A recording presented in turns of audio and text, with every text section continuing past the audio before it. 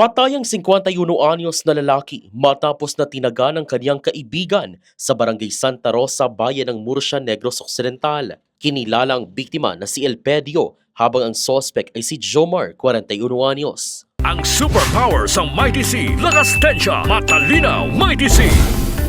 Sugat sa leeg at ulo ang natamo ng biktima dahilan ng kanyang pagkamatay. Maliban sa pagtataga, sinagsak rin ng sospek ang biktima sa puwetan gamit ang talibong. Bago mangyari ang krimen, nasa impluensya ng nakalalasing na inumin ng dalawa na umabot sa komosyon at patayan. Sa ngayon, nagsisisi ang sospek sa kanyang ginawa sa biktima. Mahaharap sa kasong homicide ang sospek matapos na sumuko sa mga pulis.